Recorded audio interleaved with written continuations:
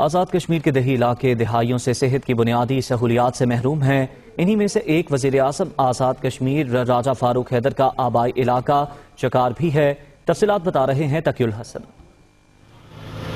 یہ ہے آزاد کشمیر کے ضلع جہلم ویلی کے بالائی علاقے چکار میں قائم تحصیل ہیڈ کوارٹر ہسپتال، جہاں طبی سہولیات کے نام پر نو تعمیر عالی شان مگر خالی عمارت ہی آنے والے مریضوں کا استقبال کرتی ہے۔ ہسپتال کے پڑوس پہ ہمارا مکان ہے، دیکھتا ہوں رات کو ادھر کوئی بھی نہیں ہوتا ہے۔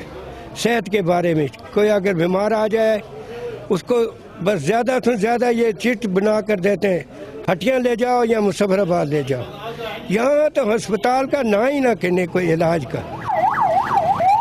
لوگوں کا کہنا ہے کہ علاقے سے منتخب ہونے والے عوامی نمائندگان کا وزارت عظمیٰ کے منصب پر فائز ہونا بھی ہسپتال کی حالت زار نہ بدل سکا ہے۔ آتے ہیں ڈاکٹر اپنی مرضی سے آتے ہیں، تنخواہیں لیتے ہیں، کام نہیں کرتے ہیں، اور ادھر سے دوائی وغیرہ ہی نہیں ملتی ہے، دوائی باہر سیل کرتے ہیں، ادھر صرف 20 روپے کی چیٹ ملتی ہے۔ اس کو ایک جعلی نام سے انہوں نے گورنمنٹ نے منظور کیا تھا، اس کے اندر بھی کسی قسم کی کوئی سہولت موجود نہیں ہے۔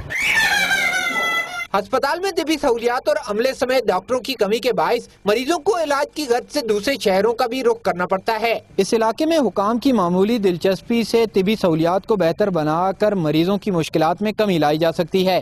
کیمرامین محمد نوید کے ساتھ تقی الحسن، دنیا نیوز، چکار، جہلم ویلی، آزاد کشمیر۔